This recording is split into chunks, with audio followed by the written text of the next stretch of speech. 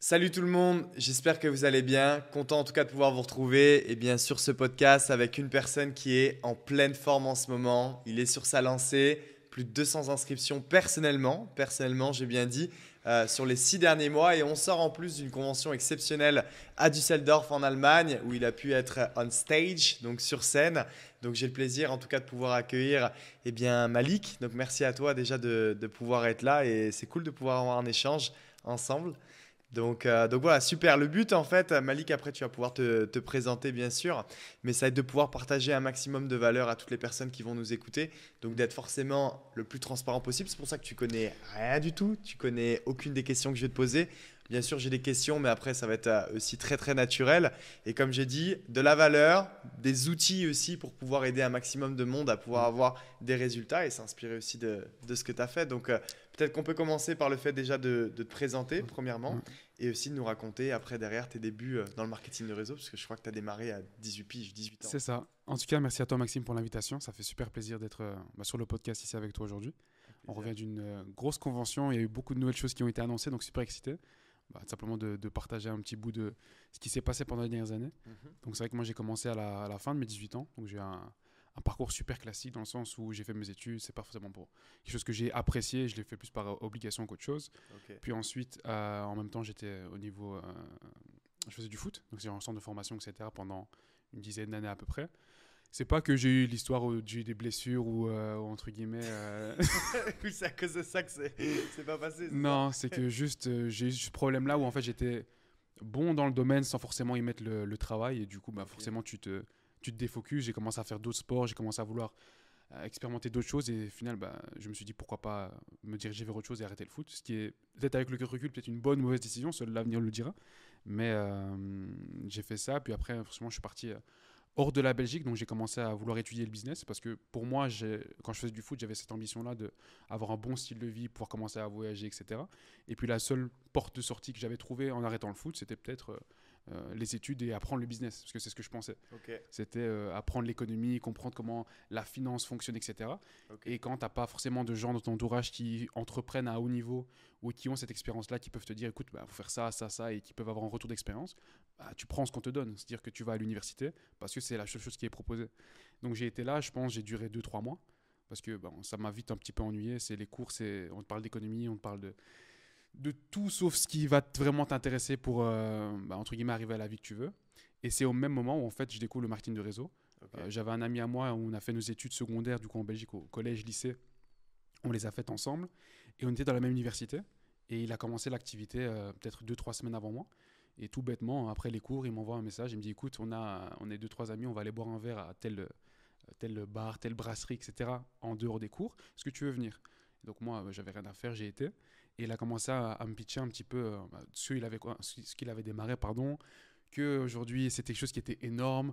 Et c'était, je pense, en 2019. Donc moi, j'avais absolument jamais entendu parler de soit d'éducation financière, de marché financier ou même d'entrepreneuriat de façon générale.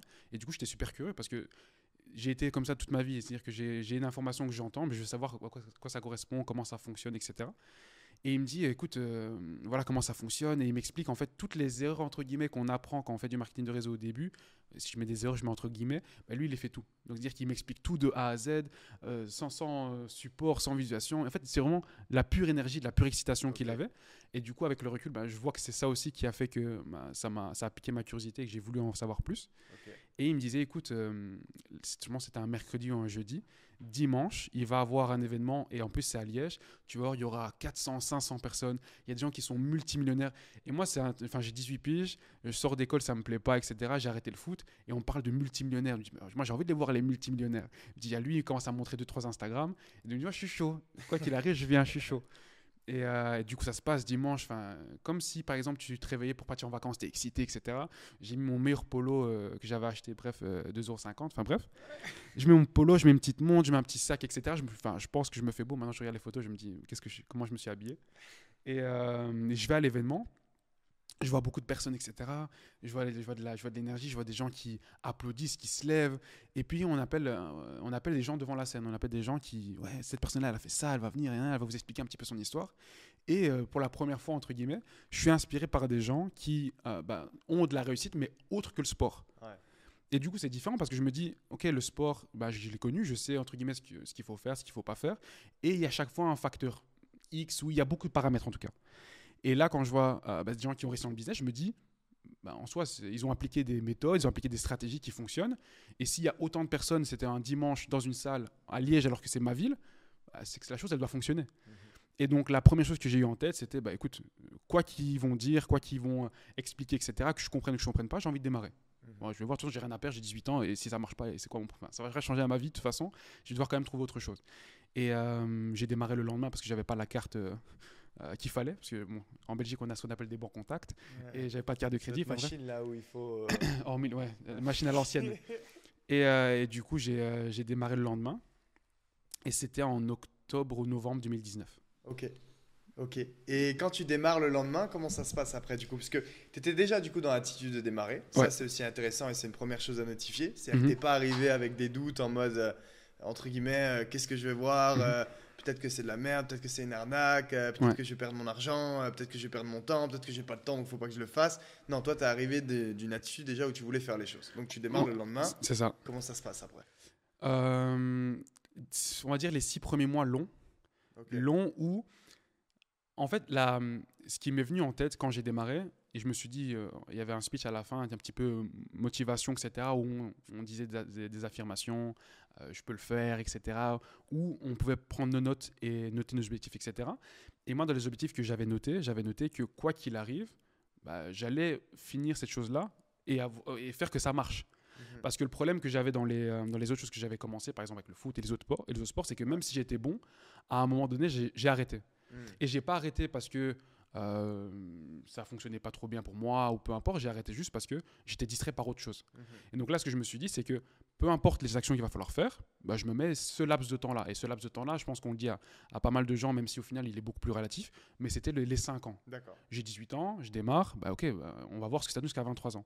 Et surtout que les gens qui avaient speak pendant cet événement-là, ils étaient assez jeunes. Dire, tu étais à cet événement-là, tu étais une des personnes qui m'a inspiré quand j'ai démarré. Il y avait d'autres personnes, etc., qui avaient le même âge ou un peu plus, qui avaient fait énormément de réussite, énormément de succès, pardon.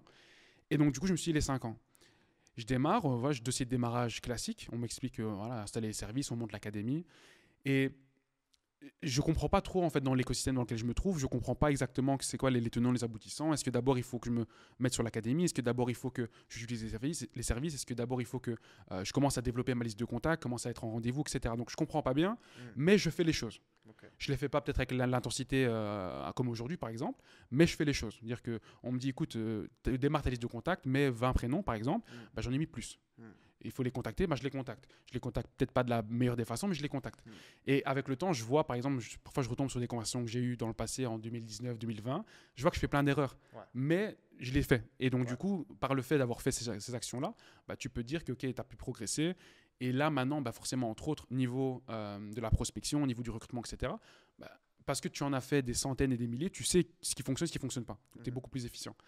Et mes 6 premiers mois, si on parle purement de marketing de réseau, je recrute personne. J'ai personne dans mon réseau. Ok, donc ça, c'est déjà, je te coupe juste là-dessus, enfin, je t'interromps plutôt. C'est un élément qui est important. C'est que là, sur les 6 derniers mois, tu es à plus de 200 inscriptions personnelles, ce qui fait plus de 30 inscriptions par mois, soit plus d'une inscription par jour. Je parle personnellement, sans parler de tes équipes. Mais pour autant, tes 6 premiers mois, pas de résultat. Pas de résultat. Rien, nada. Non, pas de résultat. Donc ça, c'est hyper inspirant pour toutes les personnes qui nous écoutent, parce que ça montre que dans la vie, tout ne doit pas, même sans parler que tout ne va pas vite, c'est tout ne doit pas parfois aller vite aussi. Parce qu'il y a des choses à apprendre. Et juste petite question du coup, parce que tu as 18 ans, pour toutes les personnes qui sont très jeunes aussi qui nous écoutent, on est dans une génération où c'est ok, ça doit venir maintenant, maintenant, maintenant. Qu'est-ce que toi tu te dis quand les 6 premiers mois, c'est peut-être un peu long, pas de résultats, tu as peut-être l'impression de dépenser du coup même de l'argent, si on n'a pas bien la notion de la différence entre la dépense et l'investissement. Qu'est-ce que tu te dis et pourquoi tu lâches pas? Parce qu'en fait, je me dis, si aujourd'hui, par exemple, après 6 mois, je lâche parce que c'est compliqué ou parce que j'ai pas de résultat, en fait, je me mens à moi-même tout le temps. Je me mens à moi-même sur ce que j'ai mis sur ma feuille, je me mens à moi-même ce que je me dis tous les jours comme quoi j'ai du potentiel, etc., etc. Et donc, en fait, parce que c'est compliqué, j'arrête. Bah, au final, c'est-à-dire que la prochaine chose que je vais démarrer qui est un peu compliquée, je vais arrêter. C'est-à-dire qu'au final, au niveau des années, etc., je vais jamais réussir quoi que ce soit dans ma vie. C'est ce que je me dis. Et en fait, j'ai cet ego-là vers moi-même où je me dis, bah, tu vas continuer jusqu'à ce que ça marche, pour qu'au final te prouver à toi-même que si tu as envie d'arrêter, c'est parce que tu as envie d'arrêter, pas parce que c'est difficile et que tu arrêtes parce que tu as un petit peu peur ou tu as envie, entre guillemets, je sais pas, de démarrer quelque chose de nouveau. Tu vois. Et donc, les 6 premiers mois, etc., comment ça se passe, pour te dire aussi une anecdote super drôle, c'est que la première personne que j'ai inscrit, c'est un ami de l'ami de ma maman qui s'est inscrit pour me faire plaisir. Et dis-toi que, et vraiment véridique, et tu pourrais même le redemander à des gens qui étaient avec moi quand j'ai démarré, etc. Ce jour-là, je pleure. Tu vois, mais je pleure pas en mode ah putain, je suis trop content, etc. Mais je me dis, en fait, ça marche en fait. Après 6 mois, je me suis cassé la tête où je faisais des rendez-vous dans des halls d'hôtel où je venais tout seul après l'école, etc. Après mes cours, je prenais mon ordinateur, mon vieux Mac qui aujourd'hui les slides, elles prenaient du temps à charger. Où j'attendais parfois des prospects qui venaient après 2 heures ou soit qui venaient pas du tout. Et je pensais que je travaillais parce qu'au final, j'étais dans un hôtel et après mes cours, je pensais, ok, ben, je vais venir, je vais être là tous les jours et avoir cette discipline-là. Après 6 mois, il y a enfin quelqu'un qui signe. Je ne sais plus exactement le déroulé après ça, mais forcément, les inscriptions sont un petit peu multipliées. Et je pense qu'au bout de la première année et demie, j'atteins mon premier rang au sein de la société. Ok, donc 1 an et demi aujourd'hui plus tard.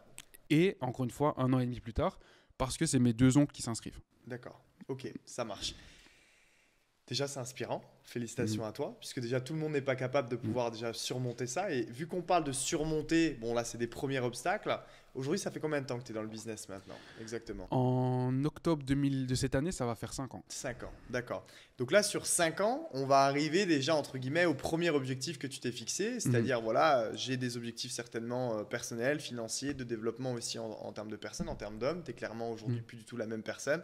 Enfin, je veux dire, l'histoire que tu racontes, VS la personne que tu étais sur scène devant des milliers de personnes ce week-end en Allemagne.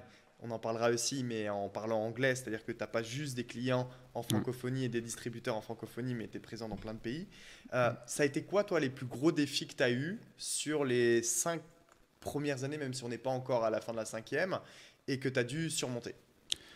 En fait, je dirais trouver la méthode qui me correspond le mieux par rapport au développement, etc. Parce que bon, chacun a une méthode de travailler, chacun a des choses qu'il préfère faire, des choses sur lesquelles il est plus fort, des axes d'amélioration, etc.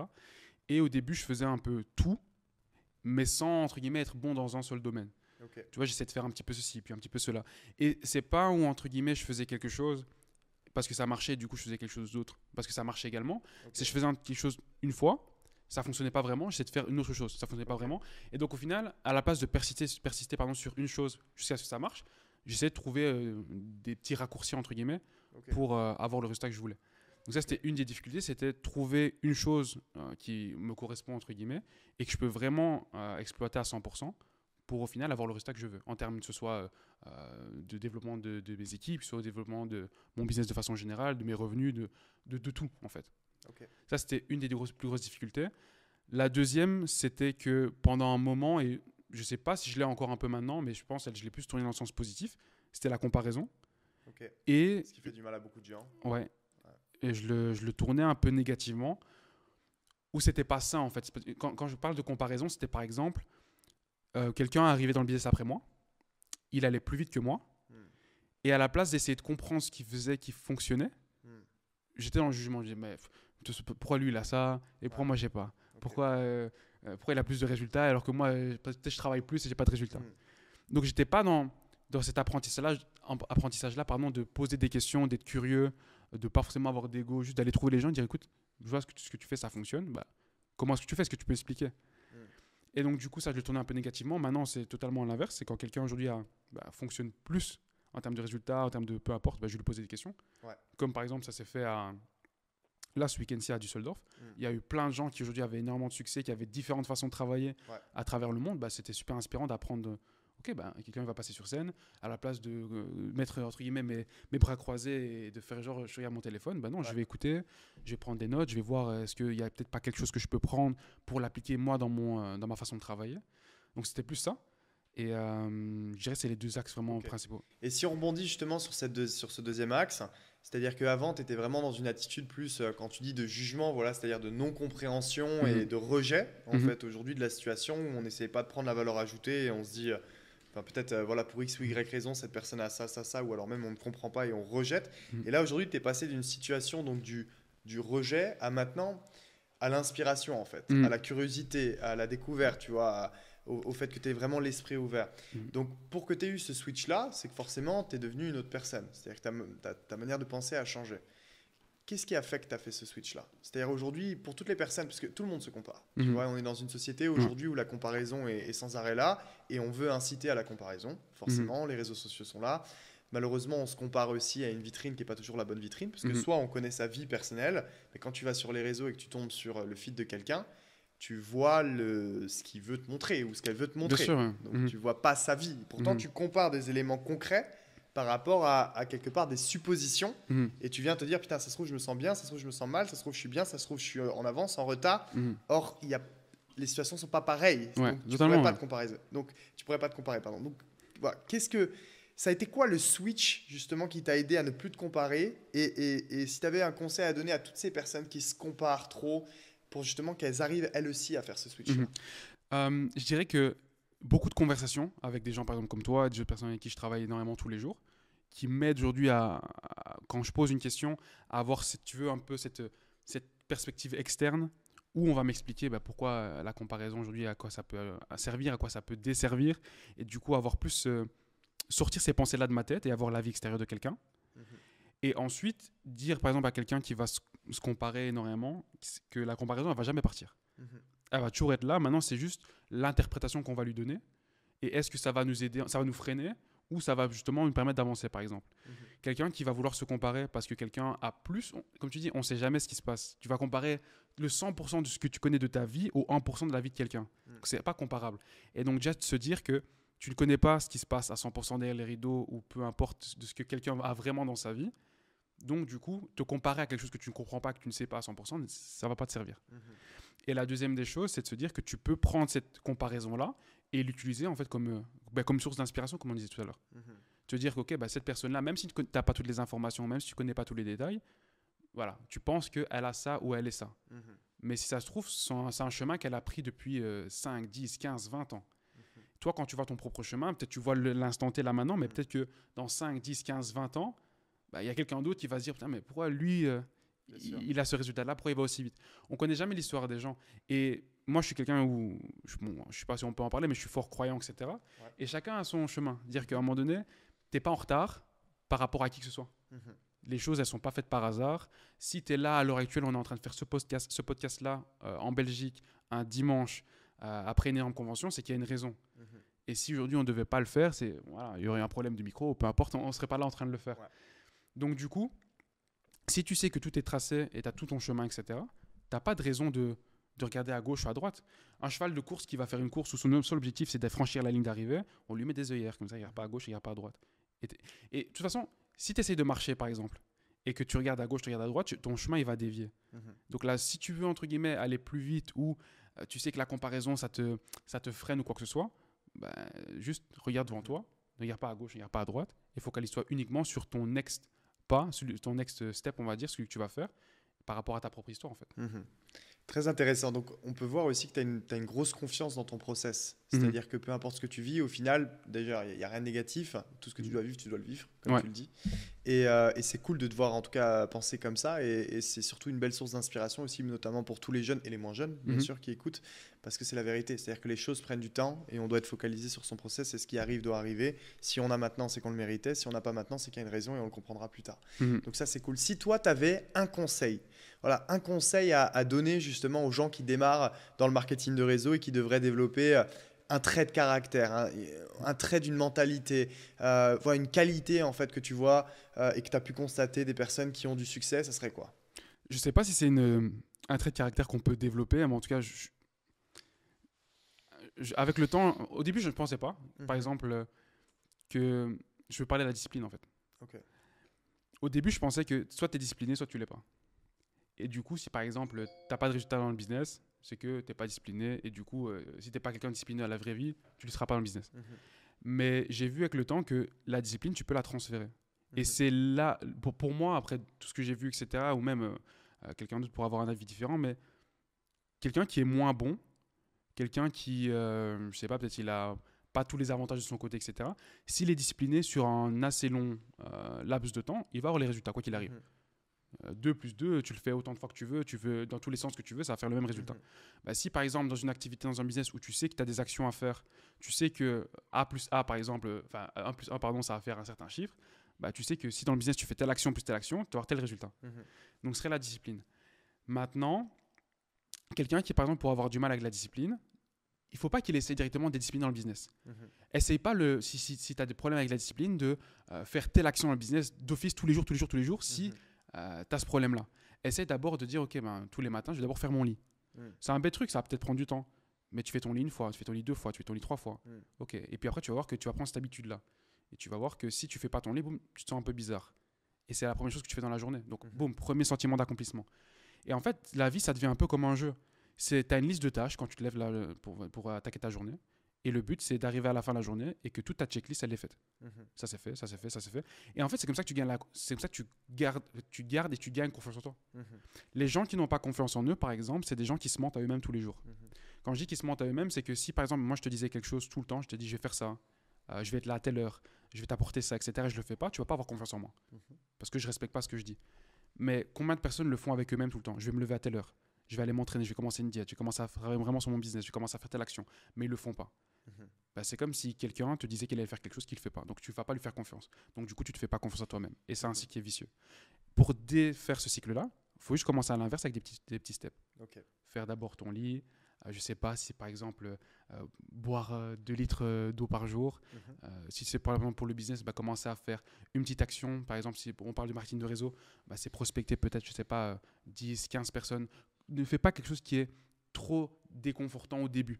Mais quelque chose que tu peux maintenir. Et quand tu peux le maintenir une première semaine, essaye de le up un petit peu. Si tu vois que tu ne peux pas le maintenir, descends. Et commence à mettre des petites bonnes habitudes un petit peu partout dans ta vie. Et ça va se transférer dans tout. Je ne sais pas ce que toi t'en penses, mais moi je dirais que la qualité entre guillemets que j'ai pu développer et que quelqu'un là maintenant, le conseil qu'il peut avoir, c'est de développer cette caractéristique-là. Bah, déjà, je suis totalement d'accord avec toi. Je pense qu'il n'y a pas de hasard aussi si tu arrives petit à petit justement au niveau que tu es en train d'obtenir et que tu as pour moi une marge de progression qui est énorme et tu peux faire des choses extraordinaires. C'est que la discipline joue un rôle qui est énorme, c'est sûr. Mais surtout la manière dont là tu es en train de la transmettre, c'est une vraie vérité. C'est-à-dire qu'il y a trop de gens qui ne sont pas disciplinés parce que soit on ne se rend pas compte justement en fait, de l'importance aujourd'hui de la discipline, mais soit parce que si on ne nous a jamais enseigné comment être discipliné à côté. En fait. Et c'est vrai que tu as totalement raison. Ça ne sert à rien de venir et de dire ouais, je vais tout niquer, je vais tout arracher, je commence et je vais travailler par exemple du matin au soir, je vais commencer à faire des invitations de partout, des TikTok, des réels et ça je fais ça tous les jours où je fais un event par jour. Et en fait, qu'est-ce qui va se passer? Tu vas te cramer. C'est comme quelqu'un qui arrive et tu donnais l'exemple justement de la diète, qui se dit bah tiens, moi j'ai envie de me mettre à la gym, à la muscu et je vais tout faire. Tu vois, c'est-à-dire que je vais m'entraîner 6 fois sur 7, je vais faire 2 fois les jambes par semaine, je vais suivre une diète extrêmement stricte, plus je vais m'étirer, je vais faire attention à mon sommeil. Là, tu vas exploser parce que tu n'as pas juste déjà tu n'as pas l'habitude et c'est trop.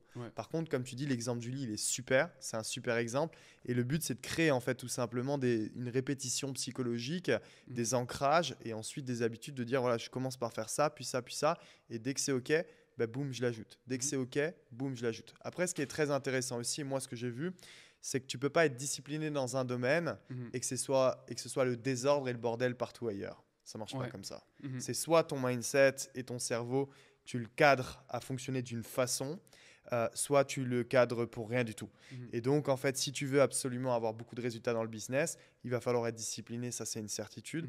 Mais pour ça, c'est aussi un mindset à avoir donc, dans sa vie en général. Et des petites choses, puis après on monte. Et en fonction des résultats qu'on veut obtenir, l'exigence monte, tout simplement. Et aussi la compréhension, je dirais, de ce qui va se passer dans le futur. Parce que parfois, on va prendre des choix, on va faire des actions, etc. dans le présent, où on va se dire que ça nous fait plaisir directement. Et du coup, on ne voit pas soit les bénéfices ou soit les conséquences de ce qu'on fait. Mais il ne faut pas oublier que tout ce qu'on a là maintenant, c'est juste un résultat de décisions qu'on a prises dans le passé, que ce soit positif ou négatif. Mais du coup, quand tu sais que, par exemple, tu vas commencer à mettre des petites actions en place, bah, le fait de mettre ces petites actions-là en place qui vont t'amener ces résultats-là, par exemple, dans quelques semaines, dans quelques mois, c'est super excitant. Parce que tu dis que, ok, peut-être là maintenant, ça ne se voit pas, c'est quelques actions, etc., mais c'est maintenu, il y a de la rigueur dans ces choses-là, il y a de la discipline. Et puis tu vois, boum, 6 mois après, tu te rends... En fait, c'est comme si, par exemple, je prends un tout bête exemple. Quelqu'un qui va au sport, et qui commence à s'entraîner. S'il se regarde tous les jours dans la glace, il va jamais voir de progression. Bien sûr. Mais s'il s'entraîne dur, etc., il a de la bonne discipline, à un moment donné, je sais pas, 3 mois après, il va se regarder dans la glace et il va être surpris en fait. Il va se dire, oh, mais en fait, là, j'ai pris de la masse ou en fait, je suis beaucoup plus affiné, enfin, peu importe. Et il va être content. Mais parce qu'il a enlevé aussi parfois son focus de l'objectif qu'il avait. Mais c'est juste concentré sur aujourd'hui, je me lève, qu'est-ce que je peux contrôler. Et pareil, quand par exemple, tu prends des mauvaises habitudes, c'est le cas. Peut-être sur le moment, ça va te faire plaisir, mais oublie pas que à l'avenir, tu vas en payer entre guillemets les conséquences. Et c'est juste ça, c'est switcher son mindset sur j'enlève le résultat de ma tête et qu'est-ce qu'aujourd'hui je peux contrôler. Et comme ça, tu as moins de stress, tu as moins d'appréhension, tout est juste sur une feuille, tout est juste sur une note dans ta tête ou peu importe, et c'est juste de l'exécution. Et après, comme je disais au début, ça devient un jeu. Le but, c'est tu te lèves, tu as une checklist, ok, combien de cases tu vas pouvoir cocher. Et tu vas voir que tu vas pouvoir cocher le maximum de cases à la fin de la journée. Tu vas être content. Et tu vas pas te poser la question, oui, mais est-ce que lui, on en revient à ce qu'on disait auparavant, la comparaison, oui, mais est-ce que lui, il est mieux Non, tu t'es dit une liste de choses qui vont te permettre, toi, d'arriver à la vie que tu veux, et tu as fait les choses que tu avais à faire. Donc, si même après, par exemple, imaginons que tu as une passion, tu veux te reposer un tout petit peu, etc., tu as fait ce que tu devais faire. Donc, boum, tu reprends le lendemain. Et si tu commences à emmagasiner une journée comme ça, une semaine, un mois, en fait, au final, tu vas commencer à faire des belles années. Et puis, au fur et à mesure du temps, quand tu vas regarder 5, 10 ans après, tu vas dire, mais en fait, j'ai de la croissance. Et tu es devenu une meilleure personne, que ce soit physiquement, spirituellement, émotionnellement, enfin bref, tout ce qu'on avait, quoi. Bien sûr, super. Et un cheat code aussi que je donne toujours et qui pour moi est important, après dur à comprendre quand on est dans son process, c'est qu'on veut toujours ce que l'on n'a pas. C'est-à-dire que forcément, là, tu es dans ton process, il y a certainement des gens qui nous écoutent et qui vont nous écouter. Pour qui, tu vois, c'est dur, comme ça a été pour beaucoup de gens dès le début. Et putain, je travaille, je fais mon business, je build mes équipes. Et tu vois, je tire la langue, j'ai pas les résultats. J'ai envie d'avoir les résultats. C'est-à-dire, si demain, je gagnais 10 000 par mois, waouh, ça serait exceptionnel. Un peu comme à la gym, tu es là, tu démarres, et à la muscu, et tu te dis, putain, si j'avais cette shape-là, putain, ça serait extraordinaire, tu vois. Ou alors, si je gagne cette coupe-là à une compétition sportive, ce serait incroyable. Mais en fait, le résultat final, c'est un état de satisfaction qui est très court. Exactement. C'est-à-dire que tu prends encore une fois, par exemple, tiens, si on prend la dernière Coupe du Monde qui a été, pas la dernière, mais du coup celle d'avant qui a été gagnée par la France, entre guillemets, tu lèves le trophée, c'est une histoire de quoi? C'est une histoire d'une soirée, le lendemain, allez, tu fais un tour dans ton pays, après c'est terminé. Donc en fait, quel a été en fait, ou quels sont les moments que les joueurs ou que les athlètes, les entrepreneurs ou même dans votre vie en général, on se rappelle le plus, c'est le process. Peut-être durant cette Coupe du Monde, le match contre l'Argentine qui a été extraordinaire, des rebondissements, des moments de groupe, des trucs incroyables. Et dans le business, c'est la même chose. C'est-à-dire qu'en fait, tu te dis, si j'ai 10 000 par mois, putain, c'est incroyable. Quand tu vas les avoir, bien sûr que ça va avoir plein d'avantages, sinon on ne le ferait pas. Mais ce que tu vas te rappeler, c'est tout le process que tu as vécu, des moments de doute, des moments de satisfaction. Et au final, la gym, c'est pareil. Tu te regardes dans la glace, tu regardes ta shape, tu dis, c'est cool. Mais au final, ce que tu aimes plus que tout, et les gens qui ont du résultat, ce qu'ils aiment, c'est pas juste se voir dans le miroir, c'est s'entraîner. Exactement. Et donc, c'est juste incroyable. C'est aussi ce que je te dis, que toi, tu arrives à comprendre ça aussi à ton âge. Je veux dire, et c'est pas d'aujourd'hui que tu comprends ça. C'est ces années-là, c'est pas pour rien aussi que tu es très constant à la muscu, que tu es très constant dans ta vie et que tu es constant dans le business. Et je pense que pour en revenir à la discipline, c'est une valeur qu'on doit mettre en avant et on doit avoir un maximum de gens à aider à devenir disciplinés parce que comme tu dis, c'est ça qui va permettre d'avoir du résultat. Et je pense aussi c'est ce qui va permettre d'enlever le doute et de rester dans la logique en fait. Imaginons, je sais pas, tu t'es mis ça comme objectif, tu vas forcément déterminer, tu fais l'inverse. À la place de dire je vais faire telle action pour avoir tel objectif, tu dis ok, quel est mon objectif? Quelles sont les actions qui vont m'amener à faire cet objectif-là? Ok, sur combien de temps je peux le faire? Tu le découpes sur l'année, sur les mois, sur la journée. Et puis après, tu te focuses uniquement sur tes actions que tu peux faire. Et tu n'es pas dans oui, mais est-ce que je vais avoir de la chance? Est-ce que tu as le temps de réfléchir? En fait, tu es juste dans de l'action pure. Exactement. Et si moins de temps tu penses à réfléchir, le plus tu es en train de travailler, le plus tu es en train de passer à l'action. Et la raison pour laquelle, par exemple, il y a des gens qui ne peuvent pas avoir, pas ne peuvent pas, mais n'ont pas ou ont des difficultés, etc., c'est qu'ils sont trop dans leur tête. Et quand tu es trop dans ta tête, tu vas commencer à te parler, tu vas commencer à douter, tu vas commencer à être dans les émotions, etc., et pas dans la logique. Et à chaque fois que tu es dans les émotions plutôt que la logique, la décision, généralement, elle n'est pas forcément la meilleure. Exactement. Et donc, super intéressant. J'ai envie de rentrer sur un sujet que beaucoup de gens, au final, ont envie d'aller. C'est beaucoup de questions que tu as aussi, forcément, des équipes et de plein d'équipes, même d'équipes qui ne sont pas les tiennes. Aujourd'hui, si on regarde, par exemple, ton check-up personnellement dans le marketing de réseau, tu leads vraiment par l'exemple. C'est-à-dire qu'on le disait, tu as plus de 200 inscriptions personnelles dans ton business sur les 6 derniers mois seulement. C'est une moyenne d'une par jour, une inscription par jour, sans compter tout ce qui se passe dans tes équipes, et ça dans plusieurs pays différents. On a vu justement le switch qu'il y a eu, le Malik de 18 ans vs le Malik d'aujourd'hui. Maintenant, on aimerait savoir, et la plupart des gens, je suis sûr, aimeraient savoir comment est-ce qu'ils pourraient faire la même chose. Donc, c'est quoi? Est-ce qu'il y a un secret? Est-ce que tu as une manière de travailler? Qu'est-ce qui te permet d'obtenir déjà autant de leads, autant de gens qui te contactent, et derrière, bien sûr, de pouvoir les convertir comme il faut dans ton business? Si je peux lier la réponse à ce qu'on disait auparavant, ça va partir d'une comparaison. Ça va partir d'une comparaison où j'ai vu, et ce n'était pas la première fois, des personnes qui recrutaient énormément de personnes. Ok. Énormément. Et c'est parti d'une incompréhension où je me posais la question, comment est-ce que c'est possible? Comment est-ce que c'est possible, en un laps de temps aussi court de quelques jours, quelques semaines, d'avoir autant de nouveaux démarrages? Parce que moi, avec la méthode que j'utilisais, en tout cas, je n'avais pas ce résultat-là. Et donc, je commençais à poser des questions. Aujourd'hui, comment ça se passe? Comment tu fais, etc.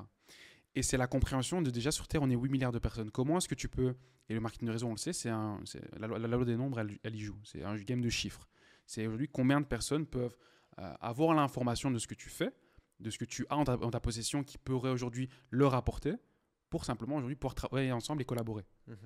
Donc, la réflexion, elle a été sur comment est-ce qu'on prend ce nombre de personnes-là qui est sur Terre, qui est présent à l'heure actuelle, et on le condense pour pouvoir en exposer un maximum dans un minimum de temps. Et il y a une grosse partie qui a joué, forcément, c'est les réseaux sociaux, qui aujourd'hui, en 2024, on ne peut pas du tout les négliger. Donc, comment est-ce qu'on peut prendre la beauté qu'on a du marketing de réseau, où forcément, on peut avoir, comme on a eu avec là, ce week-end-ci, avec d'énormes conventions, où on développe des relations, on voit les gens en physique, mais on peut, si tu veux, contribuer à ça avec les réseaux sociaux. Et donc, ça a été, par exemple, des plateformes que je ne vais pas forcément citer, mais produire du contenu. À la place de moi contacter quelqu'un, ça aurait pu être quelqu'un qui puisse me contacter. Comme je peux voir, par exemple, une vidéo sur YouTube, une vidéo sur Facebook, peu importe. Je vois quelque chose qui m'intéresse, je vais aller plus loin, je vais aller à l'étape d'après. Mais si l'étape d'après dans la vidéo, c'est d'envoyer un message à quelqu'un, que je sois la personne à qui on envoie le message. Et ça, c'est 3 choses. Parce que dans le marketing de réseau, on peut soit aujourd'hui contacter des gens, par exemple, dans la vraie vie. Et ça reste aujourd'hui la meilleure façon de développer des relations. Que ce soit, par exemple, on parle souvent de salles de sport, on parle de restaurants. On est des humains, donc on aime les interactions. Pourquoi est-ce que quand je vais à la salle de sport et que j'ai besoin, par exemple, d'un avis, j'ai besoin d'aide, je ne vais pas demander à quelqu'un qui est juste à côté de moi. Je dirais, écoute, excuse-moi de te déranger, tu as 30 secondes, est-ce que tu peux m'aider pour cet exercice-là? Aucun être humain sur Terre va dire non. Si c'est amené de la bonne façon, bien sûr, avec la politesse, etc. Et donc, ça peut être une interaction, ça peut être une façon de faire. Est-ce que du coup, tu dois être dans ce mindset-là de parler à tout le monde juste pour leur exposer ton business? Non. Mais de devenir une personne qui, en fait, est cool, qui peut parler aux gens, qui, c'est pas parce que tu la connais pas que tu peux pas communiquer, tu peux pas la complimenter sur ce qu'elle fait. Mais les gens reçoivent pas des compliments dans la vie de façon générale. Donc, pourquoi, quand tu vois une belle paire de chaussures de sneakers, par exemple, sur quelqu'un qui passe dans la rue, tu lui dis pas, écoute, putain, j'aime ta paire de baskets, elle est stylée. Le nombre de fois où tu marches dans la rue, quelqu'un te fait un sourire, tu le retiens toute la journée. Ou tu laisses passer une petite dame sur un passage pour piétons, elle te fait un grand sourire, ça y est, tu vas passer une bonne journée. Donc ça, c'est ce qu'on manque, mais c'est ce qui peut être le game changer en 2024, 2025. C'est, vu qu'on est sur un mode beaucoup sur les réseaux sociaux, de faire cette différence-là dans la vie des gens, d'être cette personne qui va être sympa, qui va être avenante, etc. Donc ça, c'est une façon de le faire qui, quand tu l'appliques quelquefois, ça fait partie de toi. Ensuite, ça peut être toi qui va contacter des gens sur les réseaux sociaux de la même façon, mais tu passes par un... Je te pose juste la question, parce qu'il y a beaucoup de gens, des fois, tu sais, aussi, c'est pareil, les gens aiment bien... c'est soit blanc, c'est soit noir. Ils n'arrivent pas à comprendre qu'il y a du plus, du moins, en fait, de plein de stratégies, et qu'en vérité, il faut aussi se construire un mix. Malgré que tu aies des réseaux sociaux extrêmement développés sur plusieurs plateformes, soit Insta, TikTok et j'en passe, tu contactes toujours des gens en personne. Bien sûr. C'est ce que tu allais dire. Voilà, super. Bien sûr. Parce que faut pas tomber dans ce piège-là de faire qu'une seule chose, comme tu dis. Parce que tu sais jamais la limite de la chose, et il n'y a pas que des avantages. Parfois, on peut en parler après si tu veux, mais chacune des 3 façons que je vais expliquer a des avantages et a des inconvénients. Et donc, quelqu'un qui va être malin justement pour développer son organisation de marketing de réseau, il va être malin pour cumuler les 3. Et après, bien sûr, on va faire parfois certains plus à des moments que la première méthode, à des moments plus la deuxième méthode, à des moments plus la troisième méthode.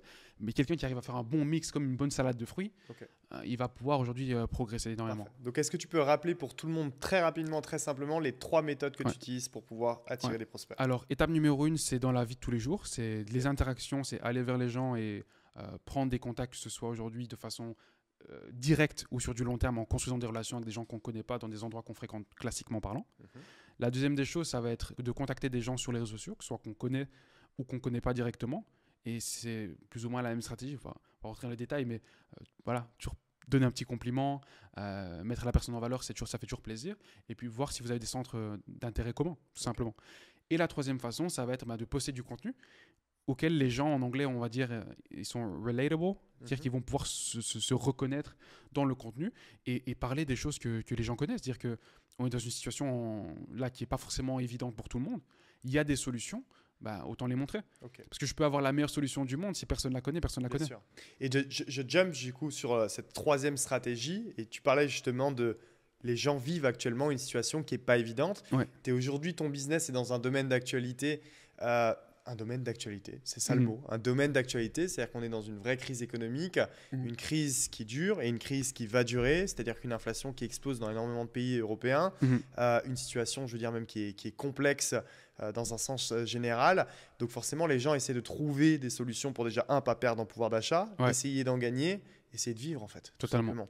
Et toi, tu es dans l'éducation financière et aussi justement dans l'aide à faire travailler son argent pour soi. Alors bien sûr, on ne détient jamais l'argent des gens, tu ne détiens pas l'argent des gens, c'est juste que tu as différents partenariats que tu proposes directement donc, à tes clients et avant ça à tes prospects.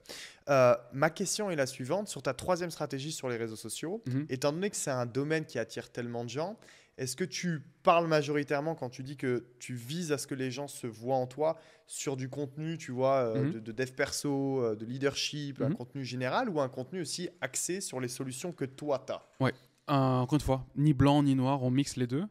Parce que je pense que donner toujours que des solutions, ça peut être problématique à un moment parce qu'il y a trop de choses. Et donner que de la valeur sans jamais parler, enfin que de la motivation, du mindset, etc., sans jamais proposer de solution, on n'avance pas non plus. On peut être motivé, mais s'il n'y a rien à faire, à un moment donné, on va être motivé, mais à la même place. Donc ça ne sert à rien. Donc faire un mix des deux.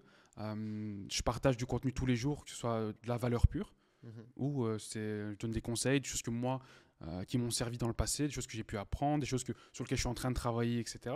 Et c'est de la valeur pure pour que quelqu'un qui puisse voir ces choses-là, il puisse soit être diverti, soit il puisse avoir appris quelque chose, ou soit les deux. Et après, dans la partie solution, c'est sûr qu'on a énormément de services à l'heure actuelle qui peuvent parler à absolument 100% de la population. Peu importe l'âge, peu importe d'où la personne vient, peu importe le pouvoir d'achat de la personne, ça peut lui parler. Je vais expliquer ces méthodes-là. Je vais expliquer ce que moi-même j'utilise depuis les dernières années et qui ont permis, par exemple, d'avoir un certain niveau de résultat. Au niveau, par exemple, je ne sais pas, me permettre d'avoir un peu plus de temps, me permettre d'avoir peut-être un peu plus d'automatisation, enfin, peu importe, quelque chose qui me correspond à moi. Forcément, je vais en parler et du coup, je vais expliquer exactement comment le service fonctionne et c'est à la personne à voir si ça lui convient ou ça ne lui convient pas. Très bien. Et ce qui est incroyable aussi, c'est que tu sais que dans le marketing de réseau, on parle de duplication. Bien sûr. Pour créer des grands réseaux, en vérité, il faut faire des choses qui sont aujourd'hui duplicables pour que tu puisses toi aussi mettre en place un système qui travaille pour toi. Et je me rappellerai toujours, il y a très longtemps, quand on parlait justement de réseaux sociaux, de stratégie, tu me montrais justement l'impact aussi que toi, tu avais sur tes réseaux sociaux. Et c'était fou, même franchement, je le dis, moi je viens aussi du marketing de réseau old school. Forcément, aujourd'hui, le développement des réseaux sociaux est là, donc bien sûr, on est au courant et on voit aussi tout ce qui se passe. Mais c'était hallucinant de voir que par exemple, sur une vidéo, tu pouvais avoir des 2000, 3000 messages reçus de gens qui te demandaient des informations pour ton business. Alors au début, forcément, quand c'est du contenu général, c'est 2000, 3000 personnes qui veulent plutôt un conseil en général. Ça ne veut pas forcément dire qu'ils veulent ton offre, mais en tout cas, un tas de personnes aujourd'hui te connaissent, te suivent. Et surtout, ce que j'ai trouvé extraordinaire, je reviens à ma notion de duplication, c'est que tu as réussi à le dupliquer. Et on a un réseau, nous, on a beaucoup de personnes maintenant qui arrivent à dupliquer ça et à suivre ces 3 stratégies-là, et notamment sur les réseaux sociaux, à faire la différence et avoir beaucoup d'inscriptions personnellement dans le business. En fait, on a juste, depuis les derniers mois, juste rajouté un corde à notre arc. En fait. On avait cette puissance-là avec le physique, avec la façon traditionnelle de construire, etc., où on peut avoir des résultats qui sont complètement dingues. Enfin, tu le vois avec même ce que toi, tu as pu bâtir, etc., c'est incroyable au niveau de même de tes résultats, au niveau du nombre de personnes aujourd'hui qui ont pu être dans ton réseau, qui ont pu être même dans différents pays avec ces méthodes-là. Enfin bref, c'est pas qu'une méthode marche mieux que l'autre, mais c'est juste que si on combine les deux, on voit qu'il y a des gens qui là maintenant en une vidéo, ils peuvent toucher des centaines de milliers de personnes. Parfois, on perd notion des chiffres et on se dit, j'ai fait une vidéo, elle a fait juste 2000 vues et on est un peu... Ouais, mais si tu mets 2000 personnes dans une salle... C'est une belle salle. Ouais, mais c'est une salle qui est complète. Donc non, toujours ne pas négliger le moindre vue. Parce qu'il ne faut pas oublier que derrière la vue, c'est quelqu'un qui est derrière son écran et qui a mis un like, qui a pu être inspiré, qui a pu commenter, qui a pu être impacté par ce que tu as publié en fait. Ouais. Donc, toujours prendre soin de ça. Et après, forcément, on est dans des chiffres aujourd'hui où si tu fais... En fait, dans le marketing de réseau, on aime bien dire que, et c'est vrai, on est à une personne, on est à une équipe, une rencontre, un événement, un meeting, un Zoom, de changer littéralement la phase de son business. Ouais. Bah là, c'est exactement la même chose. Ouais. Si quelqu'un, par exemple, il développe un petit peu ses réseaux, etc., et il voit que c'est un petit peu lent, il suffit d'une vidéo. Ouais. Et ça aussi, ça doit être excitant pour avoir cette discipline-là. C'est, dis-toi qu'un jour de plus où tu n'es pas discipliné, c'est un jour de plus où tu n'as pas ta vidéo qui va péter. Ouais. Et donc, tu dois être dans cette excitation-là d'arriver demain, j'ai envie de poster parce que peut-être aujourd'hui, c'est la journée. Ouais. C'est la journée, les étoiles vont s'aligner et boum, tu as une vidéo qui explose littéralement, qui t'apporte je ne sais pas combien de leads. Sur ces leads-là, tu as d'énormes leaders qui peuvent aujourd'hui démarrer et tu changes la face de ton business en une vidéo. Qui peut-être littéralement, tu as pris quoi ? Moi, quand je filme mes vidéos, j'en filme des dizaines et dizaines à la semaine. Ça me prend grand maximum 2-3 heures. Pour 2-3 heures de travail, j'ai jamais vu un travail aussi rentable. Ouais. Tu vois ? Incroyable. Donc ça, puis tu mixes ça avec, par exemple, l'audience que tu vas pouvoir créer, le nombre de gens qui après vont pouvoir même venir aux événements physiques, pouvoir te rencontrer, pouvoir aujourd'hui échanger, pouvoir construire des vraies relations. En fait, c'est littéralement un game changer. Si on l'utilise correctement et si on le mixe, on n'oublie pas ce qui a été fait dans le passé. On n'oublie pas le passé, tout à fait. Et que c'est complémentaire et non pas une solution de remplacement où des gens se diraient par confort, je ne fais que ça. Encore faut-il penser que c'est du confort, puisque comme tu dis, c'est un vrai travail à faire sur le long terme. Ouais. J'ai 2 dernières questions avant de terminer ce podcast-là, et 2 questions qui sont importantes. Et je pense que beaucoup de gens aujourd'hui devraient prendre conscience justement des questions que je vais te poser, des réponses que tu vas me donner. L'avant-dernière question, c'est l'anglais. C'est-à-dire aujourd'hui, tu parles parfaitement bien anglais. On revient par exemple d'une convention européenne à Düsseldorf. Tu as speaké. Félicitations encore à toi. Thank you. C'est génial. Par exemple, nous, dans notre compagnie, pour speaker on stage, c'est obligatoire de parler anglais. Ouais. C'est-à-dire qu'ils ne veulent pas de traduction en live parce que forcément, ça cut le temps. Et c'est aussi, à un moment donné, si tu veux créer des grands réseaux, il faut savoir parler anglais. En quoi l'anglais t'aide dans ton business au quotidien et t'a aidé? Parce que je redis encore une fois ce que j'ai déjà dit, tu as un business dans plusieurs pays. Donc, ce que tu fais là, ce n'est pas juste une stratégie pour ton marché francophone. Tu le fais en plusieurs langues et donc en anglais. Ouais. Mais en quoi l'anglais crée la différence pour toi? Je dirais que l'anglais, déjà, tu vas sur n'importe quel continent sur la planète Terre, tu as des gens qui parlent anglais. Et si on se réfère juste aux Français, on peut citer les pays qui parlent français. Tu vas avoir la France. Tu vas voir la Belgique, tu vas voir la Suisse, tu vas voir peut-être quelques personnes au Luxembourg, Canada, voilà. Tu vas avoir certains pays en Afrique, dans les îles. Ça s'arrête là. Ouais. L'anglais, tu es dans ces pays-là, mais tu es dans tout le reste. Donc quelqu'un qui ne parle pas anglais, par exemple, et qui vient me dire, écoute, moi, je n'ai pas forcément de gros objectifs. Moi, je veux juste, par exemple, dans le marketing réseau, faire un petit complément de revenu dans ma ville. Voilà, rien, entre guillemets, de grandiose par rapport à lui. Et chaque objectif est bon. Si son objectif, c'est de faire $500 de commission, $500 de résiduel, et c'est son objectif et qui vraiment, c'est par rapport à ce que lui veut faire, c'est magnifique. Et il n'a pas forcément besoin de l'anglais. Mais quelqu'un qui, là, maintenant, entre guillemets, il veut aller vite et il veut aller loin, l'anglais, il est primordial parce que ça va lui donner un espèce de deuxième cheat code. Ouais. Ou si tu n'as pas l'anglais, c'est comme si tu dis non à une partie de la planète. Et c'est comme si tu dis, je veux aider ces gens-là. Parce que si tu développes une compagnie marketing de réseau, c'est ta conscience et tu as la conviction que ce que tu as entre les mains, c'est quelque chose qui peut servir aux gens. Et par exemple, ce qu'on développe depuis pas mal d'années maintenant, on a cette conviction-là qu'on peut aider littéralement 100% de la population. Mais pourquoi tu vas aider que 40% de la population alors? Pourquoi pas aider 100%? Et du coup, le fait de parler anglais, et je te repose la question, par exemple, on en parle, l'anglais, tu l'as appris en combien de temps? Je l'ai appris, alors on va dire qu'en 1 an et quelques, En un an et quelques, je suis parti de zéro à faire ma première conférence à Miami devant 1000 et quelques personnes. Mais en mode parler vraiment couramment, jamais penser en français et parler en anglais et faire énormément de conférences. Aller, je dirais 1 an et demi, 2 ans, tu vois. 1 an et demi, 2 ans. Et quel est le... Forcément, tu ne vas pas avoir la réponse, mais imaginons quel pourrait être le potentiel de multiples X sur ton business maintenant parce que tu as rajouté l'anglais comme corde à ton arc. Alors, je rejoins totalement ce que tu dis. Des gens qui veulent faire 500 € par mois, etc., il n'y a pas besoin. Mais si tu veux gagner plus, ton potentiel, il est illimité. Parce qu'en vérité, tu te rends compte que la francophonie, comme tu dis, c'est tout petit. Le monde est grand. Bien sûr. Je vais rajouter à ça aussi la qualité du contenu que tu peux écouter. C'est-à-dire que énormément de contenus francophones sont comme des secondes couches. Il y a de la traduction. Dès que tu as de la traduction, c'est pas pareil. On peut dire ce qu'on veut. Il y a des choses que tu peux pas traduire de la même manière. Et donc, à un moment donné, pour évoluer toi-même, si tu veux évoluer, on dit que la langue de l'argent, c'est l'anglais. Aussi simplement que ça. Et la deuxième chose, c'est qu'on est dans du marketing de réseau et du relationnel. Le relationnel, c'est qu'à un moment donné, tu veux bâtir des grandes équipes avec des grands leaders. Quand tu parles leur langue, c'est différent. Bro. Exact. Tu vois. Donc, moi, j'ai développé dans d'autres pays quand je parlais pas anglais.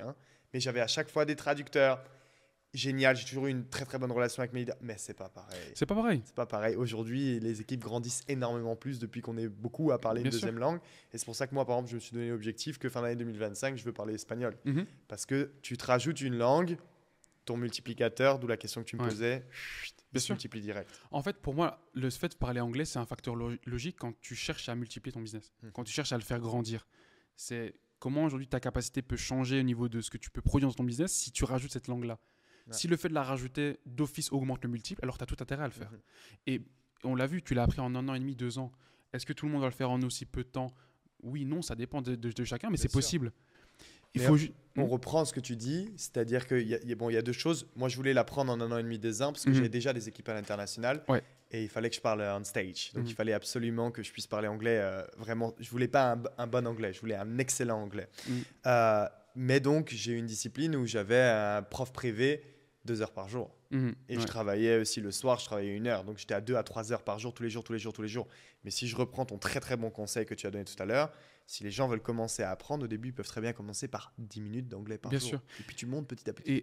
Et un truc si je peux donner cet exemple-là, ce conseil-là pour l'anglais, il ne faut pas avoir peur de parler. C'est-à-dire qu'on peut être bon à ce qu'on veut écrire, écouter, lire, etc. Si les mots ne sortent pas de la bouche, il n'y a pas de progression à faire en anglais. Et ça, le plus important, c'est que c'est plus si on était à l'école où on va devoir faire des dictées, où on va devoir ta grammaire doit être impeccable, etc. C'est est-ce que dans ce qu'on fait, en tout cas dans notre secteur d'activité, est-ce que ta communication elle est bonne? Et pour ça, tu dois te forcer à sortir les mots de ta bouche et pas avoir cette peur-là du ridicule. Bien sûr que tu vas penser que tu sonnes un peu bébête quand tu vas parler une nouvelle langue, avoir un accent.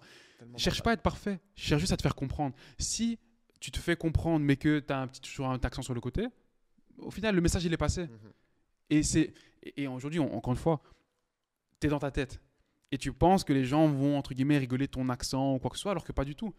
On aime par exemple quand, je sais pas, il y a un Italien qui essaie de parler français, son accent, lui, ça donne quelque chose. Un Espagnol qui va parler anglais, ça donne quelque chose.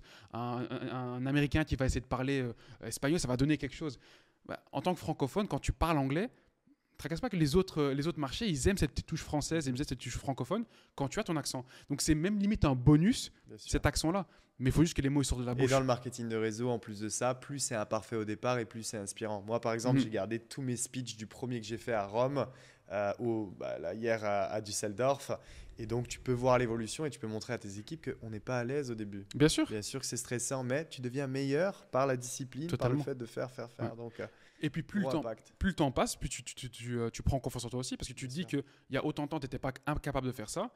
Tu regardes une vidéo, tu as un petit moment de gênance où tu dis comment j'ai pu faire ça à cette époque-là, c'était compliqué, etc. Et puis tu dis non, en fait, il y a eu X marge de progression et tu es fier de toi, en fait. Et tu multiplies les wins, tu multiplies les petites victoires, etc. comme ceci, un petit peu à gauche, un petit peu à droite, qui font que 5-10 ans après, tu es une toute autre personne. Exactement. Super. Merci en tout cas. Et dernière question. On est dans un domaine qui est l'éducation financière et les investissements. C'est ce qui nous permet de pouvoir bien sûr développer notre business, mais Je dis toujours que pour moi, c'est primordial aussi en tant qu'entrepreneur parce Mhm. qu'aujourd'hui, on est en 2024. On est encore une fois dans une situation économique qui est critique. Et si tu connais pas les règles du jeu, tu ne peux pas gagner. Donc pour Exact. moi, tu peux être dans des business même trad, des business en dur, ou tu peux être dans des business qui n'ont rien à voir avec les marchés financiers. Si tu n'as pas un minimum de notions économiques, un minimum, je veux dire, de compréhension en fait de ce qui se passe, tu prends d'énormes risques, Mhm. même sur ton avenir financier, sur la stabilité de ta vie et Ouais. personnelle et professionnelle. Euh, En quoi pour toi ça a été logique de développer un marketing de réseau qui était associé à cette éducation et à ces investissements pour ton futur? Comment Mhm. est-ce que toi tu t'es dit ok, c'est ça que je veux faire? C'est véritablement en fait cumuler les deux et c'est ça que je veux faire sur le long Mhm. terme. Encore une fois, de la comparaison et en analysant les résultats que les personnes qui m'inspirent ont. Mm. Dire qu'à un moment donné, si on prend par exemple les plus grands de ce monde dans n'importe quel domaine, ils ont ces deux points communs-là. Ils sont extrêmement bons dans ce qu'ils font, que ce soit au niveau par exemple sportif, entrepreneurial, etc. Et à côté de ça, ils ont une très bonne gestion financière. Mhm. Et toi et moi, venant du football, on sait exactement comment ça peut se passer si ce n'est pas le cas en fait. Exactement. Dire que la somme d'argent que tu gagnes de façon mensuelle ou annuelle ne va pas définir le fait que tu vas avoir du succès long terme ou non. Mhm. Combien de personnes ont pris des millions d'euros, de dollars, etc., avec un train de vie exceptionnel pendant X temps, et là, aujourd'hui, ils ont fait X step back en arrière. Mhm.